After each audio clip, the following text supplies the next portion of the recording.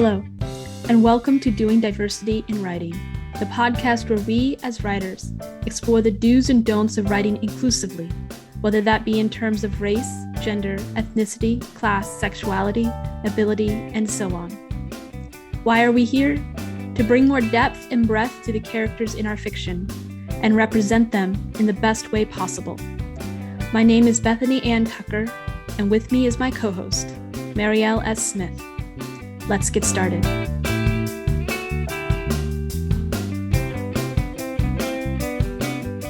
Bethany, how are you this week? I'm pretty good. I'm getting used to waking up with hummingbirds in my window, so that's nice. Oh, that sounds very nice. We have this big bush of flowers. They're kind of pink and white. I'm not sure if it's like 2 bushes or 3 bushes. I haven't gotten in there to figure out yet, but it's beautiful. And the hummingbirds and the butterflies get out there, and I've actually seen them competing for the same flower. I never thought a hummingbird and a butterfly would actually get into it, but they did. So that was interesting. You learn something new every day. You do. You really do. How are you? I'm good. Still working my ass off to get all my books finished before it's Christmas time, but I'm getting there slowly. Or not so slowly, but I'm trying to take it slowly. Every time someone says they're working their ass off, I want to tease them about leaving it behind. Like it just falls off in the road while they're running so fast. I do. There is this Dutch expression, and my mom uses it all the time. It's for forgetful people.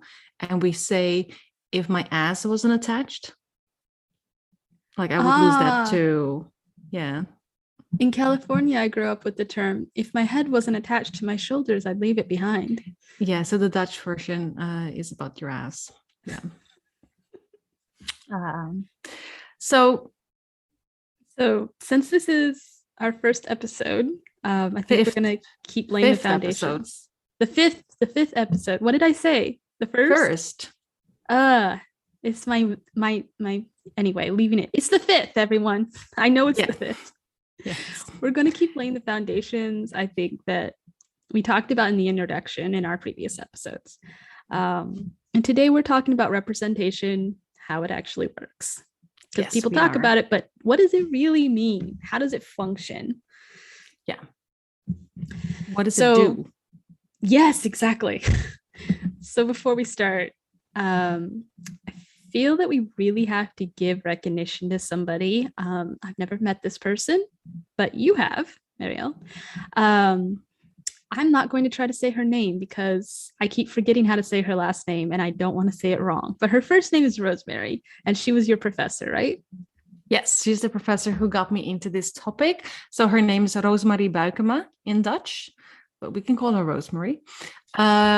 She was the first teacher I had on representation, and she was the one who got me really excited about the topic. When I was teaching undergraduate students at our university, which is the University of Utrecht, we always use this chapter that she wrote for our handbook for teaching gender studies to teach representation to our students. So to this day, I really love hearing her talk about it because there's always something new in what she says. I'm always learning something. Do you know those teachers who just, whenever every time they show up, they just repeat the same talk over and over again throughout their careers? I mean, I've never stuck around long enough, but yes, I know what you're talking about, and I usually tune out real quick. Yes, well, so Professor Buikema, she always keeps in touch with the time. She is not like one of those teachers. Like, she can be talking about some classic literary examples like Bluebeard, and then suddenly she's talking about how that links to Mad Men when that was showing, which like you just see it, just looking at the students, you see how that helps them in understanding the relevance of what she was talking about. Just her jumping from something that's like classic and part of the canon to something that she sees now like on Netflix or what's just showing on the television. And this is something I always appreciate in teachers, right? That they're able to teach about something that's rather complex in a way that makes it really accessible and contemporary and now. So yes, so I really owe Professor Buikema for all that she's taught me. and also for her pushing me to start teaching about representation myself. Because when I was like coordinating undergraduate courses, we always invited her to come in as a guest speaker on the topic. And there was this one day that we had a schedule clash, and she was like, why don't you just teach this class yourself? Like, you've heard it so often. So that's how I ended up teaching, not just her what was usually her guest lecture, but that's also how I ended up teaching entire courses on it. Like, once I've done that one guest lecture, I just, it's a slippery slope. You do one little thing you're scared of, and suddenly you're jumping in a big ocean. Yes, and it made me, especially since Professor Buikema became, like, she got different jobs as well. Like, she's the director of the graduate gender program, so her time was becoming increasingly limited. Yeah. So I became the person, like the representation person. So this is when other departments as well sort of like, tap me on the shoulder and like, we have this course on cultural representation. How about you teach it for us? So suddenly I was teaching this in other departments as well, just because I became the sort of person who knew about this. So she was a really big influence on your career. Yes, she was. Yeah. And I'm very grateful for that. So how does she explain representation? Because you were so excited to explain it to me when we started talking about how we were going to do this episode. What is it? And according to her, how does it function? Okay. So yeah, and this is me at my full nerd mode, right? Like, this really fires me up. Okay, so this is from the chapter that she wrote for the handbook that I mentioned, which is called Doing Gender in Media, Art and Culture. So she says that in case anyone happens to own the book, in my version of the book, it's on page 72. She says, the concept of representation is taken to refer to the act of making present what is absent in reality or in language and culture. Okay. The concept of representation is taken to refer to the act of making present what is absent in reality in language and culture. Yes. Okay. So she's saying that this is representation, what we do when we bring something into the room. So I'm like making this hand motion of bringing something in, so to speak, that was not there before. Yes, that's exactly what it means. And this is why representation matters, because it's about who we make visible and who are rendered invisible because of it. Which is why we want to encourage writers to make that decision of who they are making visible more consciously, like be really aware of who you're making visible. Absolutely, yes. So another vital aspect of representation that Professor Buikema taught me about, and we already briefly discussed this in episode 3, I think, is that in the act of making present what is absent, you always make more present than what's actually there. Okay, I remember this. So to sum up, just in case someone missed episode 3, is that all right? Yeah, please do. Okay, so in episode 3, we briefly touched upon the idea that when we're used to seeing things, the same type of characters over and over, like a Watson character, a white, middle-class, straight, male man. I just said male and man. It becomes difficult to keep thinking about all these characters as representing a homogeneous group of people, because you have a Watson, you have a Holmes, you have a James Bond, there's a lot of different versions of this identity. Yes. So we can't think of them as all the same character. They have names of their own, like Dr. Watson, Mr. Holmes. So whenever we read novels about white, straight, cis men, we don't necessarily think that these novels represent all white, straight, cis men in the world. Unless, of course, we've never read any novels with those kind of characters in it before, in which case it is possible to draw conclusions that everyone is like Dr. Watson or Mr. Holmes, and there's only 2 kinds of people in the world. Yes.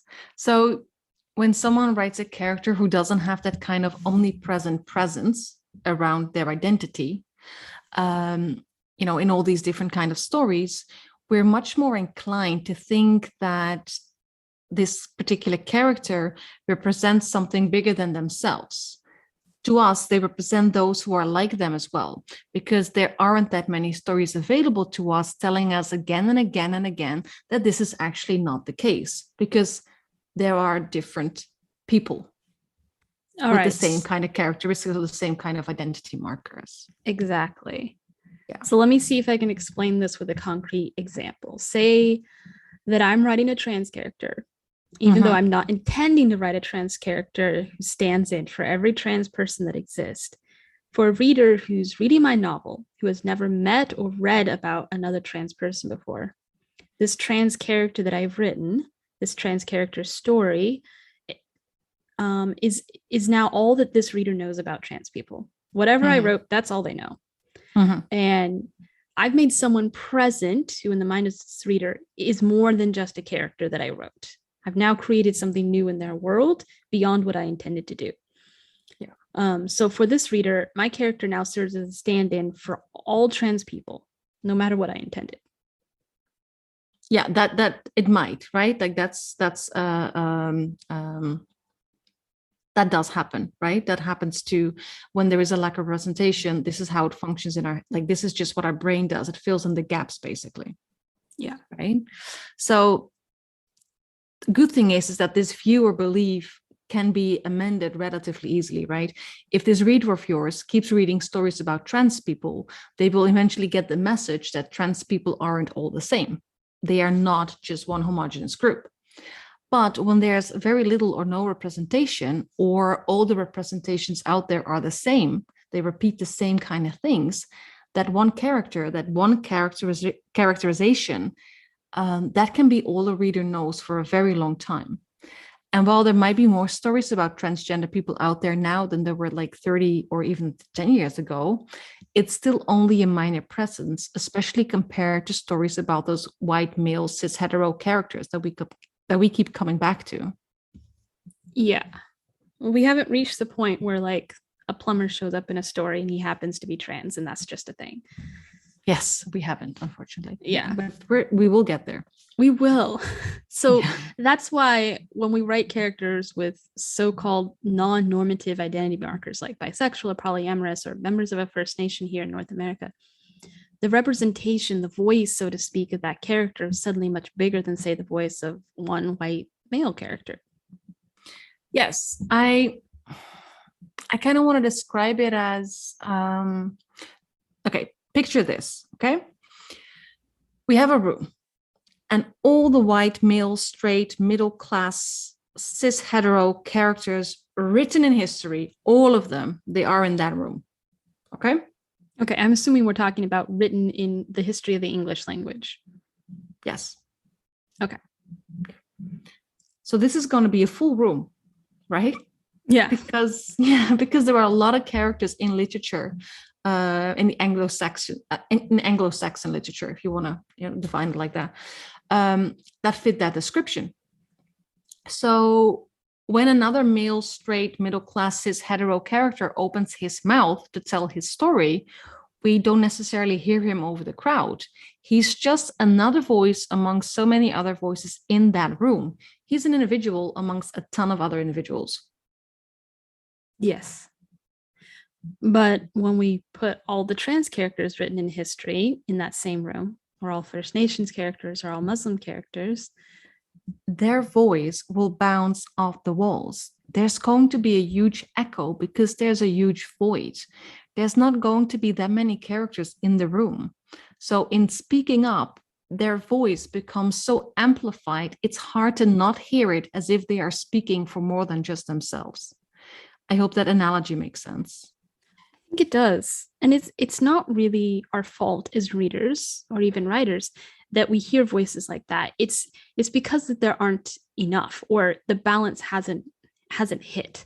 In fiction or even in daily life, who have the people who have these identity markers to just instinctively know, oh, this is the one person who has this identity, thinks and feels. Like the readers like meets this character and is like, okay, this is the one person. This is how they think and feel. And the reader doesn't just know, I cannot assume that everyone with this identity feels the same way or lives the same way. Like, yeah. Yeah, no, exactly. Like there's this tremendous diversity within each and every community, but we haven't been reading enough about that yet because there are by far not enough stories about members of these communities out there. Exactly. So if in the US media, I'm going to reference a story we talked about in a previous episode, that Iranian American writer, if he wrote his story about Iranian Americans, he wouldn't be facing the same type of criticism if there were lots of stories about Iranian Americans and people weren't feeling like he was talking for all of them in the Iranian American community. Exactly. Which leaves him and everyone who's writing with a big responsibility as writers. Yeah. Any storyteller, really. Yeah. So eventually, and this has always been my hope for the future, will become so familiar with this diversity within diversity that we'll stop thinking, right, so this Black female character in this novel must be speaking for all Black women out there. Because by then, and like this is the dream, right? There are so many books by and about Black women, and it has become absolutely normal to read novels by and about those we don't identify with, that we know they're not one and the same. We will know it in our bones. Like we know that when we read about some white, straight, cis guy, he is not every white, straight, cis guy out there. That's just something that we know. Yeah. And this is why I think we all need to be writing to the extent that we're able to do so with sensitivity and an informed perspective and with respect. And I'm going to just insert something here. I'm not saying that everyone needs to go out and try to write the story of someone being trans. I'm saying you include characters who are trans. Who happen to be. Yeah, it's not that you're trying to tell their story about being trans, that you're including characters who are trans so that they're not invisible. Yeah. Which is, why we started this podcast. But you're right. I love that you bring this up because we're not saying that we need to be telling other people's stories. Yeah. What we're trying to say is that when we are writing our particular stories, we can add diverse characters to these stories who just happen to be different, diverse. Yeah, it's like walking down the street. You meet all kinds of people doing all kinds of jobs. Our writing should be the same. Yes. So this is the act of representation. This is going back to what your professor said. This is about making present what is absent. The act of representation, making more present than is here. So that's what we need to understand about representation. Yes, that's what representation is and what it does. So how about we move on to how it actually works? In practical terms. You want to try to handle that in just one half podcast episode? Yes, let's do it. I can try. No. I can try. We did cover some of this in episode 2, I think, where you brought up about the 2 levels or steps in representation, that it's not just about quantity, but also perhaps more importantly about quality.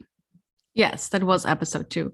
And what we discussed there was, what we discussed there was that the issue we're addressing through the podcast is twofold. First, there is a general lack of representation in that there aren't enough representations of certain people. And then there is also a lack of good representations about these people. Yeah. So it's not just the case that certain groups of people are culturally absent or not as present as other groups. There's also the fact that those few representations of them that we have that are out there, they tend to be stereotypical and thus potentially harmful. And this is the differentiation that is necessary to grasp, because it's one thing to include certain characters in their story, but it's another to repeat problematic or harmful stereotypes in our attempts. Yes, and this is why inclusion, right? The act of including, that's only the first step. It's step 1. Who are we adding to our work? Step 2 would be making sure you're not repeating or even creating awful stereotypes. So that will be how are we adding these characters to our work? But both steps or levels, they're both crucial and need to be taken into account when we're doing this work. Okay. So let's unpack this and make it more practical, shall we? Yes, let's do that. Okay. I promise I can do it. You can. I believe in you. So from what I've got, when we look at diversity on the first level, that of quantity, it's all about asking yourself a relatively simple question. Who is present within my work? Who's there? Mm-hmm. Like you can tally it up on a sheet with check marks. Yes. So when you look at your work, including your own, you can ask yourself, where are the women in this work? Where are the ethnic minorities, the sexual minorities, the religious minorities? And remember, because people are listening all around the world, for your area, for your language, for the area you're writing in. Yes. So does the work include any disabled characters? How about mental health? Which economic classes are present and which aren't? Yes. So, and I'm actually glad that you said like it looks like a simple question, right? But there's actually more to the quantity question than just asking, where are these characters? Of course there is. That's just how it works. Yeah, but it is complex. It's I love making things simple, but without denying the fact that it's actually kind of complex. So, but what I mean is that, you know, once we've asked ourselves, okay, have I included any of these characters, or have I included any of those characters? We can add a little more complexity to that question by looking just a little bit further. So let's say, like, you've established, just like taking your example, you've established that you have included a trans character, right? Okay. Great. The next step, actually within this first step, is asking, okay, so I've included this trans character. How many of these characters are present within the work? Is it just the one character, or are multiple trans characters present? And is that trans character that you've included, is it the only diverse character that you've included, or are there multiple diverse characters in your story? If yes, have you included one character per minority group, or does the work contain multiple characters belonging to the same community? Yeah. And this makes a lot of sense, and it will be constrained by the story you're telling, the region, etc., time period. Yeah. So don't go out there and like add 100 characters to your book just for representation. No, don't shoehorn in anything that doesn't belong. Yeah. In your world. Yeah, but hopefully this makes sense. Like, you're taking establishment, you're being very conscious of what you're doing. Basically, the question we need to ask ourselves, if we want to make a real effort, is it enough to stake in a single homosexual character or someone belonging to an ethnic minority? Exactly. That's the kind of question that we need to ask ourselves. Like, are we doing our bit to change the world by adding one Black woman to our very white cast, or like one Muslim family to our otherwise Christian or secular world that we've just built? So I would usually go with no. No, it's not enough, and no, it's not doing our bit. It is doing a bit, but again, if we are serious about making a true effort, it's not enough. Again, measure this against the story that you're telling, where you're telling it, and when, because you want to stay realistic. Yeah, like, let's say your novel is set in a town, like, or a part of town that's very white, right? If you add numerous Black, Asian, or Hispanic characters to your story, that doesn't necessarily work. And the same goes for forcing tons of women into a story set in an all boys boarding school. The setting that you've chosen doesn't necessarily ask for these other kind of characters. You can still do representation in an old boys boarding school, though. You could do like someone could be autistic, someone could be really good at music, someone could have a single mother. Like, there's other ways to still create a very realistic world. And that is the same for that very white part of town, right? Represent, like, when we say diversity, a lot of people will keep thinking about race and gender, but there is much more to diversity, right? You can still, like, even in a what looks like a very homogeneous white part of town, people will have different educational backgrounds. They will have different classes. They will have different kind of hobbies. They will have different backgrounds. And a background can even be somebody can come from a broken family while somebody else is not. Even that is adding diversity. They will have different jobs. They will have different lived experiences. Yes, They will have exactly. lived through different traumas. And like you said, like they could have autism, like they can have other disabilities. There are so many ways of adding diversity beyond the most obvious ones like race and gender. Yeah, like when we use that term diversity, that is not all we're talking about.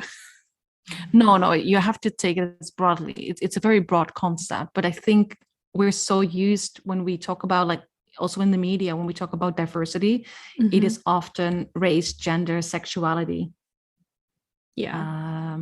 And like ethnicity. But that's kind of, but it's so much broader, and you can do, and that's also why we keep saying you are already writing diverse characters. Exactly. Yeah. Yeah. So making sure that you're writing your story without becoming fantastical, unless you are actually writing fantasy. That's a really good step. And just keeping it real enough that you're just not erasing, like we just said in episode 4 last week, you're not erasing actual pain in people's history. Just by adding characters in who wouldn't actually be there to make it more equitable isn't necessarily fixing the problem, because it's sometimes when people do this, you're erasing something that happened. Yeah, to do just give a little bit of a tangible example to make it more tangible. I'm just thinking of, like, let's say you write a romance, right? A historical romance. It's set in Victorian England, and you want to make the story more equitable, so you just add maybe a few Black characters to your story, or perhaps you let your main character's love interest be of the same sex, without that being a problem in the story. You are going to have to write an alternative universe for that to happen. Yeah, that only makes sense if the entire story is set in an alternative world, in a fantastical setting. If the rest of the story stays true to the time it's set in, that actually does, or potentially erases, actual pain, and a very painful history. But we actually have an example of this being done well. Yes, we do. And you harped on me forever to watch this, and I was slow. I'm sorry. I was slow to watch it. Okay. But since you were so excited, you haven't even finished it. I moved, okay? I moved across the country. Well, if you had just watched it when I told you to start watching it, you would have been fine. I'm sorry. But anyway, I feel like we stumbled around and we started talking about Victorian England. So let's just use this example, because I think it really fits. And I didn't even have to say the name. Your face lit up. You knew what I was talking about. I knew. Yeah. Because so for those who are like, what the hell are they talking about? We're talking about Bridgerton. And that was quite a hit recently. And so for those who are not in the know, which is perfectly fine, it's Bridgerton is a rather recent Netflix series, and it became popular almost instantly, overnight. On my Facebook, people were binging it and sharing, and I was like, what is this? So I usually don't this is kind of my personality. I think when something is super popular, I stay away. That's totally just me. That's just me going, yeah, no. So if a novel is very popular and everybody's reading and everybody's telling me to read it, it might take me 10 years before I pick it up. I might read it eventually if it's a genre that I'm interested in, but initially I'll be like, yeah, no, I don't know what that is. I don't know what trauma that came from, but that's how I function. So the same kind of happened about Bridgerton, but then I saw a trailer. And in the trailer, I saw that the trailer showed how diversely mixed the cast of characters was. There were so many Black characters in positions that they weren't in actual Victorian England. And that really intrigued me. So I'll admit right away. So Bridgerton is based on a series of books, and I have not read the books. And so I have no idea how the characters were represented in the original books. I don't know whether there's any diversity in the actual books, right? So just talking about the TV series then. Yes, we're just talking about the Netflix series. And in the Netflix series, especially when it comes to race, there is a huge mix of characters. So we have a Black Duke. We have tons of Black gentlemen and gentlewomen. The Queen is Black. The servants are both Black and white, and they serve both the Black and white aristocracy, right? I couldn't believe my eyes. And this is why I wanted to watch. Like when I saw the trailer, I was like, I need to watch this just to see what's happening. But I absolutely love that diverse representation. And this is why I told you, because we were already working on this podcast. So I was like, we were preparing the podcast. I was like, you need to watch this.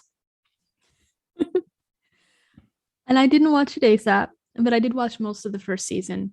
One episode really broke my heart right before I started buying a house, and I haven't managed to get back to it. Or, well, actually, me and my partners haven't all felt up to watching that intense drama and emotion at the same time. We will. We talked about it like yesterday.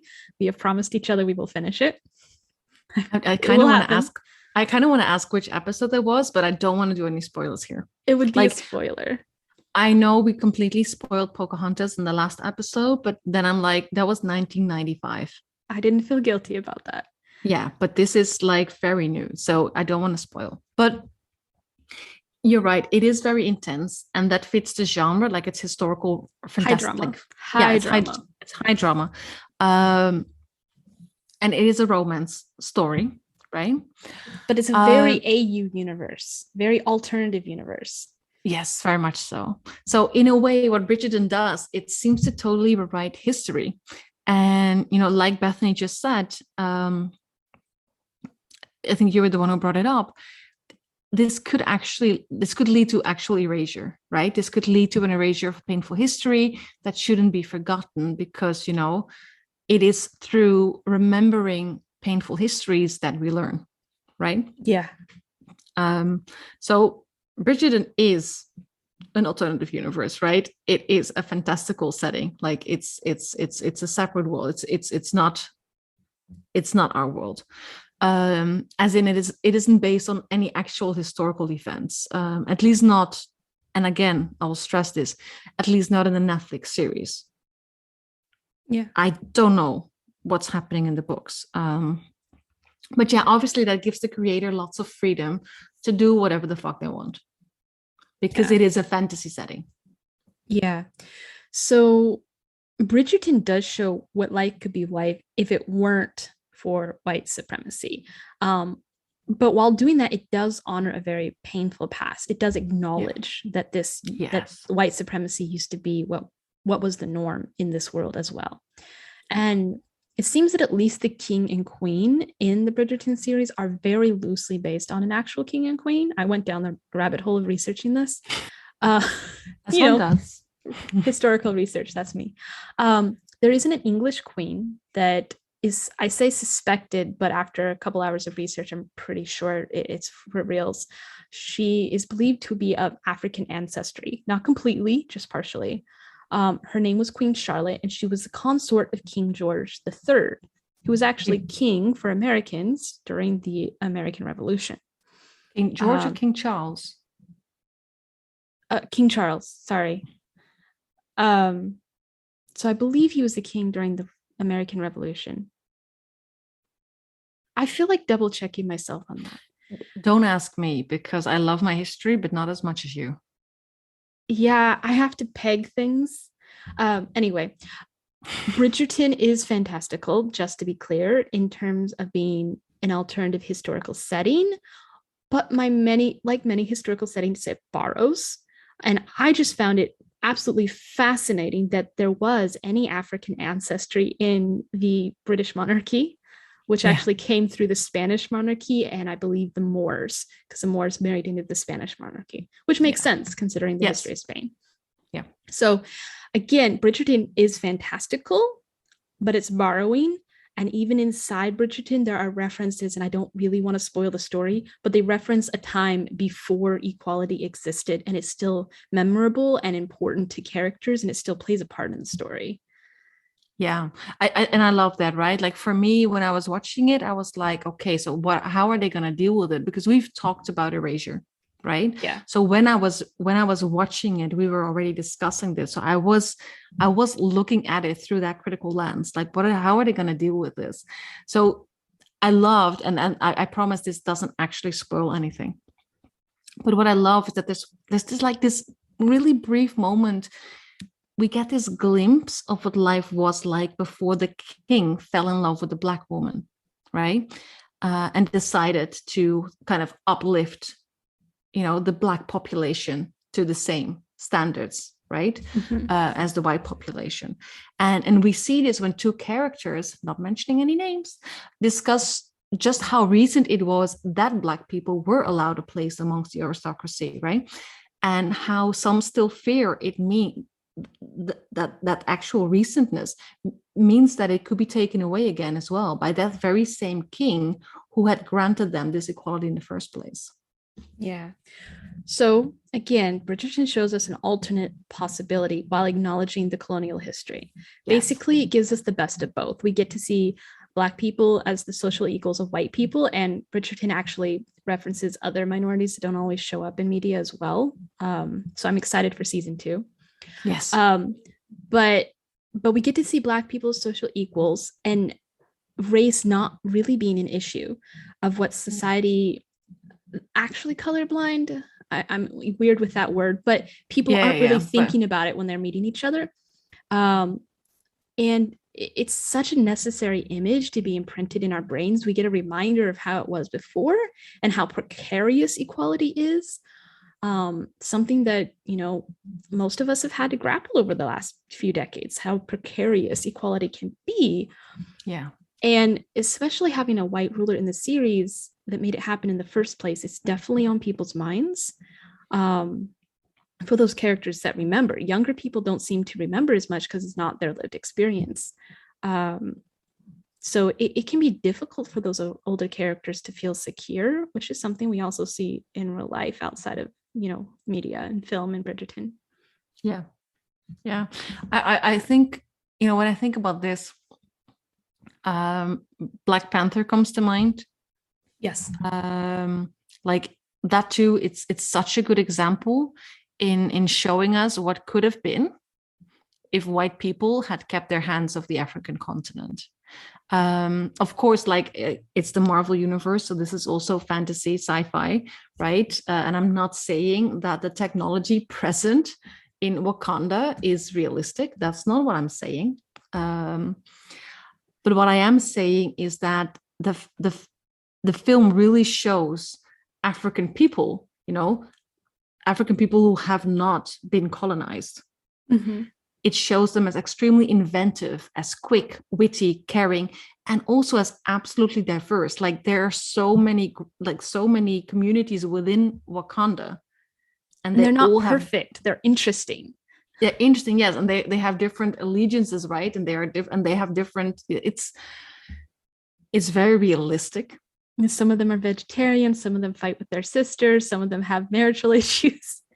Right? Like it's almost like they're people. It's exactly like they're people. Yes. So this is, I think, it'd be really hard to actually write real people. Like you can write characters, but to write real people is another level of skill. Yeah. Sorry. But my point is like films like Black Panther and it's showing that is great, even though it is a fantasy setting, right? Yeah. And like I said, the technology, I don't even know what is it, uranium? What's whatever Captain America's shield is made out of. I feel like a bad Marvel fan right now. Yeah, so I'm not sure whether that actually exists or a version of that exists, but that's not my so that's not my point. The point is that it does show what could have been. It shows African people like in the best possible light. Yeah. So to sum up, inclusion matters. Yes. But representation just for the sake of inclusion isn't really the answer. If certain characters don't fit your narrative, it is okay to let them be, to not try to include them. Besides, we'll say this again because we've used a lot of race and gender examples. Yeah. That's not the only diversity that exists. There's a lot of other ways to be diverse. Like if you're writing in an Oregon town in 1850, there's probably some First Nations people, maybe. Everyone else is pretty much white. Yeah. But they can be gay or asexual or even in that. Secretly not Christian. Yes. Oh, yeah, even that. And they can also be non-binary even. You did have, right? Like that's not something, even though we now have terminology for it, doesn't happen that non-binary people didn't exist. The same for trans people. Actually, the Wild West was good for people who didn't want to fit gender stereotypes because they'd go out west, change their clothes, and live a different life. That just makes me think of Calamity Jane. I just know that I don't know if that's a real story, but that's like my grandmother used to have this huge set of Looky Look. What's it called? Looky Look? I don't know what you're talking about. Oh, okay. That might just be it's a comic. So maybe that's just the Dutch name for the comic series. It was a cowboy. Anyway. So Calamity Jane was one of the characters, and she was like another cowboy, and so yeah, it gave that space, right? I do know about Calamity Jane, but she's appeared in a lot of different things. At this point, it's a legend. Well, so I'm assuming that particular comic book spoke to the legend. Yeah, probably. But don't ask me. It might have been a Dutch production. I have no idea. Like, I don't know how that would translate. But when you say that, that's what I'm thinking about, right? It gave the freedom to change. To change pass whatever they wanted to do. Yeah. So that's also diversity. Yeah. Right. And I love what you said about the especially when you're like in one of those towns and everybody's a Christian and you have doubts about your beliefs, for example. Or you believe something else, right? That's diversity as well. And that brings with it its particular tensions. Yeah. So there's a lot of ways to do this. Don't feel like you just have to do it in one way.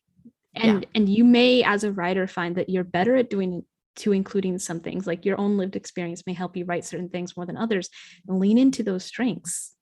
Yeah. So where were we? Because I went off on a tangent thinking about that Oregon town, and now I like have stories running through my head.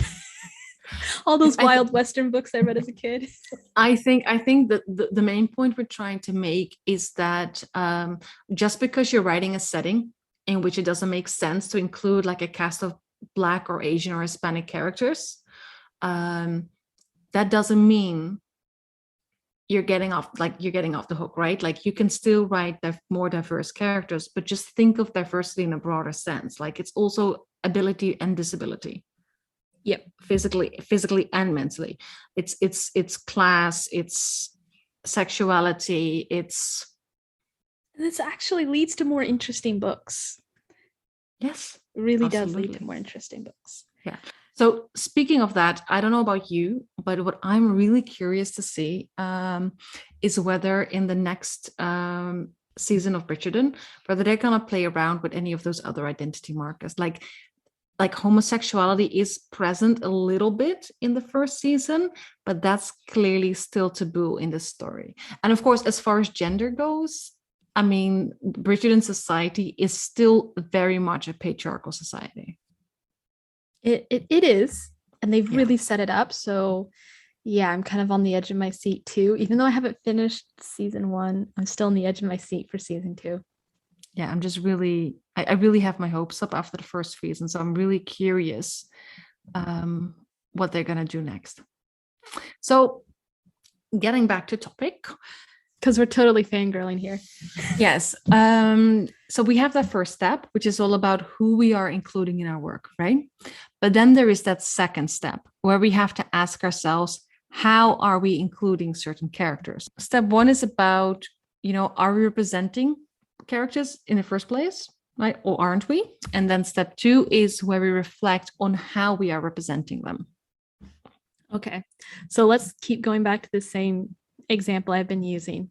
Let's say that I've established that I've included a trans character in my work. What do I do then? How do I move on from the question of quantity to that of quality? Okay. So once you've asked yourself, like, how many of these characters are present and how many of those characters are present, this is when we start asking questions about the roles that they get to play within a work.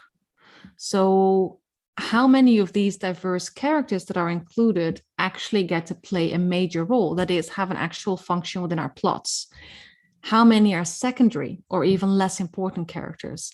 How much room do these characters get, or how much room do we give them to grow as characters in their own right? Okay, so this is reminding me of what we discussed in episode 3, when we talked about the difference between writing diverse characters and main or even secondary characters, characters who actually get to influence the plot and have fleshed out personalities, or if they're really minor characters, like the difference between writing those kind of characters. Yeah, and this is part of the quality discussion, right? What kind of role do they get to play and how much space they're allowed to take up within a story? So once you figure that one out, like, are they all minor characters? Do they actually do something in the story or not, right? Then it's time to look very close at how you are representing them beyond the kind of roles that they're allowed to fulfill. Yeah, right. Because that we're writing diverse characters at their present doesn't automatically mean that we're doing a brilliant job portraying them. It doesn't. So it's one thing to take them from the periphery of the plot, and create more or give them a bigger role in stories. That's like one thing we can do, but that's not all there is to the quality discussion, right? Because each society comes with its own set of stereotypes for those who are considered like quote unquote other. And it's really difficult to counter or break down these different types and provide better alternatives. So most of these types, as you call them, are just ingrained in our collected consciousness or subconscious. Is that what you're referring to? Yes. So no matter how dedicated we are to becoming more diverse in our writing, we will always have to consider how we are describing these characters, whether we are writing them as minor characters, as main characters, as secondary characters. The how is so important, right? What do they look like? How are they behaving? What background have we given them? What is their educational level and occupation? Like, what are their personalities like? What are their relationships with other people like? So on and so forth. All right. So again, I keep harping on this. Let's bring in some concrete examples to go with the second step. Okay. Let's see. Okay, very, very obvious example, or for me, a very obvious example. So let's say the women in our stories cry all the time, right? While the men remain completely rational, even under the most difficult circumstances. Hey, you can be rational and crying at the same time. Just saying. I say that to my clients. Oops. I actually do say that to my clients. Or another example, male homosexual characters that are just extremely flamboyant, and at the same time all the lesbians in the same work are like completely super tough, right? Or like super butchy.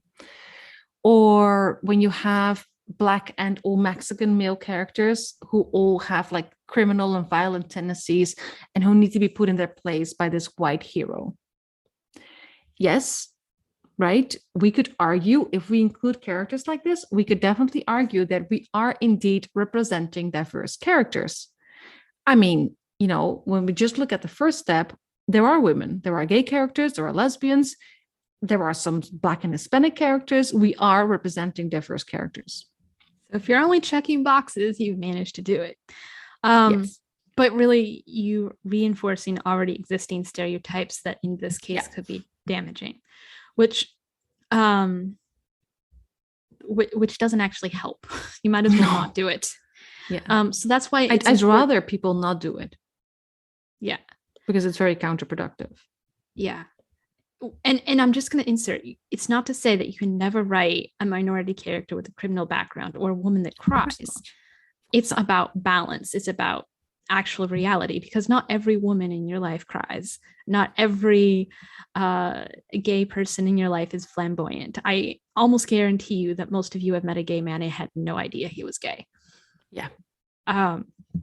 So representation is not only about who we make present, it's about how we make them present and being conscious of doing it. So representation, doing it, means we have to think through both steps very intentionally. Yes, if you want to do it right, both steps are important. So to get back to the example of Bridgerton, and I'm really am trying to minimize any spoilers. The reason I was so thrilled about this series is not just because there are tons of Black people in there, right? Because Black people are present in lots of films and series. But I was thrilled because these are main characters, some of whom have very high statuses within the story, and they aren't fetishized, flat, stereotypical characters. Sure, the Duke, he's objectified as a desirable male, but so are some of the other male characters. And as far as I could tell, this wasn't about his Blackness per se. This for me was such a welcome change. Like, not only were they present, but they were also represented in such a way that defies so many persisting stereotypical representation and tropes about Black people. Yeah, and it also like it goes over some of those other questions, like what role are they allowed to play within our plots? Do you mean how are they ever the main character, or are they always the funny sidekick? And Bridgerton just completely messes with that. Like everybody, every kind of person gets to play every kind of role. Yes. And I think this is very important as well. When you ask the quality question, so this in the second step, you should also ask yourself what identity markers your protagonists have versus your villains or versus your funny sidekicks, right? Who tends to be your mentor figure? We often see the mentor figure as a white, middle or upper class, older male. And yes, for example, mentor figure, one of the most known mentor figures in fiction would be Professor Dumbledore. Of course, right? J.K. Rowling said that Dumbledore is gay, but do we know he is gay in the story? Not necessarily. That is not very obvious. Like, some people say they see it. I never really saw it. So for me, he really fell into that same kind of category. This is something Pocahontas actually did well, is the mentor figure was a woman, an older woman. Even though she was a tree. Yes. Yeah, which is, we could say something about that, but those are important questions. Like, so who is the mentor figure? Same, like, if your work includes dead bodies, whose dead bodies are those? Like, there are tons of tropes about the gay person always being the first person to end up dead. Yeah, the bury your gays trope. Yeah, so look into that. But also, not unimportantly, who's allowed to be happy in the end, who isn't? Like, there's the bury the gays trope, but there's also this trope in lesbian romance, in lesbian love stories, that they're not allowed to be happy in the end, right? Mm-hmm. They never end up together. There's always some kind of drama, or something really traumatizing happens, or somebody dies and the gay gets buried. So who dies and who lives? Those are also quality questions. Those are step 2 questions. They're about how we're representing certain recurring characters in our work. If you allow me to get into feminist literary criticism for a moment. I'm not going to let you go off too far. Okay, so now I'm in it, right? Go for it. So what you see a lot in stories is that even if the protagonist, like the main character, is a woman, it are often male characters who keep the story going. So these characters are the ones who often come into the story as some sort of external force. They're the ones who cause the plot to move forward. They're the ones who make decisions, who make things happen. And stories with strong female characters are not immune to this. So knowing this, I try to be extra careful in making sure my female protagonists are the ones to make things happen, right? They don't passively wait around for some guy to come in and give the plot a twist. This is something that I am very, very careful of in my own writing, because I know it's a thing. It is. And it's not just male writers that'll do this. Women writers will do it too. Non-binary writers will do it too, because we kind of like have this in our subconscious. We do. It is part of our collective consciousness, our collective subconsciousness. You know why that is? Because we've all read the same books. Yeah, this is how it works. Yeah, this is how it works in those books. So this is how this is how we know story. So we have to work hard at unlearning these things. which is why when we're talking about the historical canon, we're going to talk about stuff in the last 200 years or more, because it's still what we're being raised on. It's still in the subconscious. So even while it might be changing at the moment, we still have to grapple with the history as we're writing. Yes. Yeah, because that is really what story is based on as well. This is the stories that we now know, storytelling, how we do plot, that is still based on all those stories that have come before us. Exactly. So we do, like you said, we do have to grapple with that. So to give an example of that, like the main character of the fantasy novel series that I'm currently revising, she was like 2 drafts ago, she was actually very passive. And it took a friend, someone that I know, because we studied feminist literary criticism together. I needed a friend to point that out to me. Yeah. Yeah. And that was really embarrassing. Like, you can know all the stuff, you can be teaching the stuff, which I was at the time, and you can still get it wrong. You can still repeat the same pattern. So it's all about being conscious and aware of those patterns and then trying to unlearn them and unpack them as you go. Yeah. Yeah. And again, like trying to unpack it and remain realistic. Like in my fantasy novel, I do have older male mentor figures because they fit the story. They fit where it's at. I just make sure that my female characters make their own decisions. And there's actually a female character who doesn't make her own decisions. And that's her problem. That's her character flaw that she needs to work on. But it's done intentionally. Yeah. Because of the world that I've set it in, this is the way it's going to be. And I love those characters. Like my older male mentor figure, I adore him. And he also has a lot of respect for the women in his life. So it's a balance. It's not that you need to erase characters that have been in storytelling before. No. Be conscious of how you're using them. Yeah. Like I also have a mentor figure, but in the first few drafts, this was a straight white male cis hetero person. So at one draft, I decided, no, I'm turning her into, like, she's still older, right? Because mentorship comes with wisdom, and that comes with the years. But I turned her into a very happily married lesbian woman. Just to tackle a few tropes all at once. Because your setting actually allowed for that. My setting allowed for that. Yeah. Mine did not. And that is very important as well, because I'm writing in a very, because my setting allowed for that. Yeah, that's true. Yeah. Okay. All right. So I'm guessing this just shows you how vigilant you need to be, how conscious you need to be if you want to get it right. And when none of us are all going to get it right, we're just like failing forward is how I like to think about it. Yeah. Let's keep repeating that. Yeah, if you're falling, you're still moving forward as long as you're falling towards your feet. Just don't fall backwards. Just fall flat on your face once in a while and then just scramble up and just try again.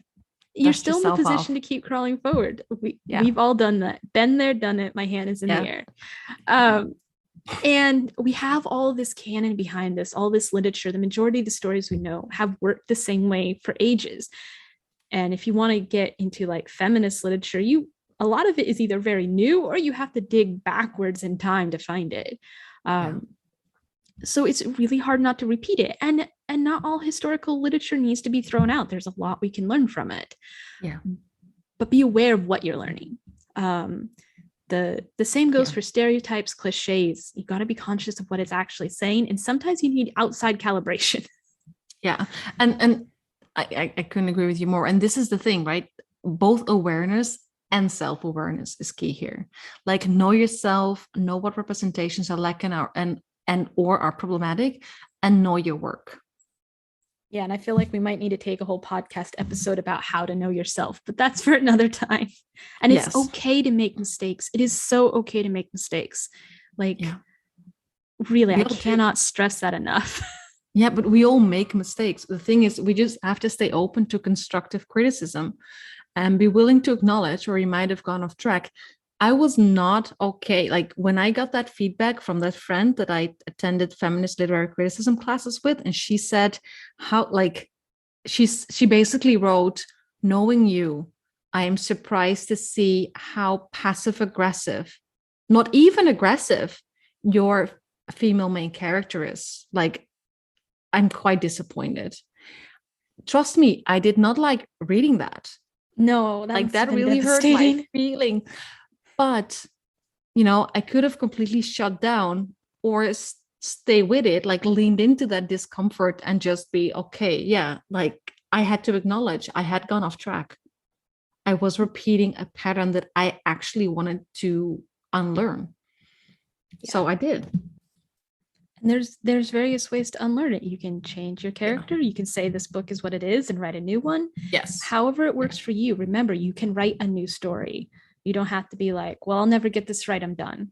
Like, go ahead, write a new story, revise. Yeah. Whatever is the right choice for you. It's about continuing movement forward. Perfectionism is not the answer here. No, absolutely not. No. All right. It is a failing forward. Yeah. It is a failing forward. It works for playing music. It works for figuring out how to buy a house, all of it. But yeah, anyway. So we, again, because of like this topic, we've created another checklist with questions to help you become more aware of your work and how you're doing diversity right now. These are questions we've asked ourselves. These are questions people have asked us that we've found very helpful. So again, we've just put them in a written form. I was going to say they basically will help you go through those steps we've discussed in this episode. So it's going to be a very pragmatic checklist. Yes. Just to help you kind of diagnose where you are and where your diverse characters are right now. Yeah. Yeah. So where will they find it? They're going to find it in the show notes, of course, the link. But as always, you will find the checklist on the website. And if you sign up for our newsletter, it should be in your inbox already. If not, please check your spam folder. Because we might have ended up there. Sign up for the newsletter because that is the easiest way to get everything that we're going to be putting out every week. Yeah, all the extra material as well. And you will also get reminders that a new episode is out as well. All right. Yeah. So we will talk to you all next week when we'll be discussing some of the most common pitfalls when it comes to doing diversity, like we've been talking about. So the next step, basically.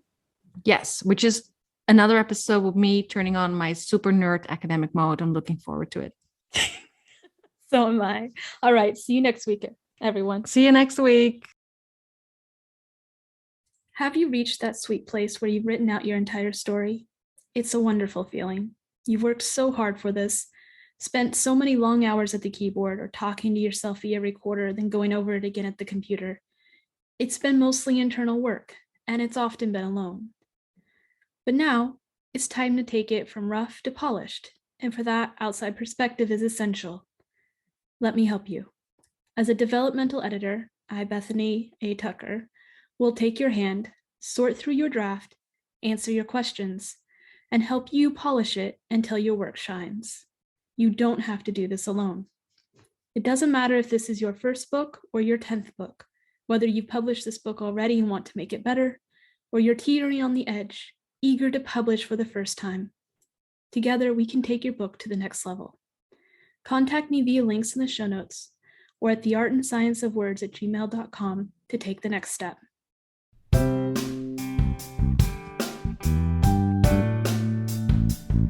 Thank you for listening.